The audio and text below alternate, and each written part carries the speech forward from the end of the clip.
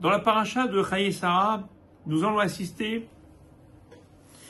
au premier shidour, la présentation entre un garçon et une fille. En effet, on appelle ça shidour, parce que dans le mot shidour, il y a les deux noms de Dieu, le Shin Yud Dalet, avec le Shid, donc Shin Yud Dalet, c'est le Shaddai, et il y a, à la fin, le Chaf et le Vav, qui est le 26, la valeur numérique du nom de Dieu, pour dire que toutes les présentations et toutes les unions sont l'émanation d'une volonté divine. Mais ce qui est intéressant, c'est de voir Abraham demander qu'on lui rende service. Va'asita madi hesed. Tu feras avec moi un hesed. Abraham, toute sa vie, n'a fait qu'agir. Il a sans cesse, même malade, même fatigué, continué à faire du chesed. Pourquoi tout d'un coup, il demande qu'on lui fasse quelque chose alors qu'il aurait certainement été peut-être le mieux placé pour pouvoir trouver une femme pour son fils? En substance, ce que les commentateurs nous disent, c'est que le chesed, c'est aussi partager le chesed. Donner la possibilité aux autres de nous rendre service, non pas pour en tirer quelque chose, mais pour leur donner une place, pour leur permettre d'exister. Et surtout, pour ne pas forcément vouloir la paternité de tout. Nous avons des gens aujourd'hui qui agissent uniquement pour pour que leur nom soit inscrit. C'est pas ça le chesed. Le chesed, c'est agir, mais surtout permettre aux autres de pouvoir agir. La transmission du chesed, c'est ce qu'il y a de plus fort et de plus grand. Et c'est peut-être là la dernière épreuve de Avraham Avinu qui était la plus forte, celle de la Akedat Yitzhak. Pourquoi cette épreuve était la plus forte?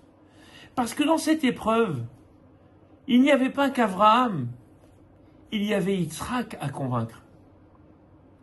Yitzhak aurait pu dire, mais j'ai rien à voir avec cette épreuve. Pourquoi m'embarquer dans une galère? C'est ton épreuve, toi. Papa, c'est ton épreuve. C'est pas la mienne. Avraham a su transmettre. Et du coup, Yitzhak a dit, papa, je suis avec toi et nous allons y aller ensemble. C'est la transmission. La transmission de tout ce qui peut être le bonheur le plus absolu. La transmission de la Torah, la transmission du bonheur de pouvoir faire du chesed, de pouvoir en prendre. C'est tellement important.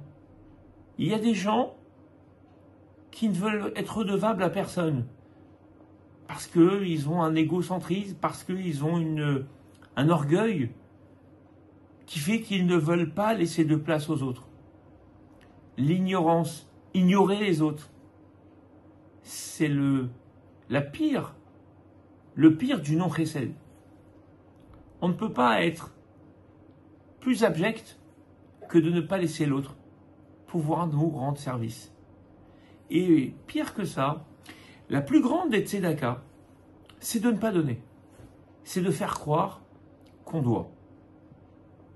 En effet, on nous dit que si un jour je veux donner quelque chose à quelqu'un, plutôt que de lui donner, je vais lui demander un service. Et je vais lui payer ce service. En réalité, je n'avais pas besoin de ce service. Mais en lui faisant croire que pour ce qu'il m'a fait, alors je lui dois quelque chose, eh bien c'est le plus grand des rêves. Pourquoi? Parce qu'il ne me sera jamais redevable. Parce qu'il n'aura jamais été humilié de recevoir. Parce que je lui aurais donné la dignité d'agir sans jamais penser qu'il a reçu la charité. Et c'est ce que les Pirkei Avot nous disent, que celui qui veut donner, qui ne veut pas que les autres donnent, a un mauvais œil sur les autres. Donner, c'est partager. Donner, c'est transmettre. Donner, c'est permettre aussi aux autres de nous donner. Quelle belle leçon que Abraham ici nous donne. Il est important, au niveau familial, communautaire, dans le monde du travail, d'avoir cet état d'esprit, l'état d'esprit de groupe, celle où chacun joue son rôle, sans que jamais chacun puisse dire c'est moi, c'est grâce à moi, c'est moi qui ai fait, mais plutôt c'est nous.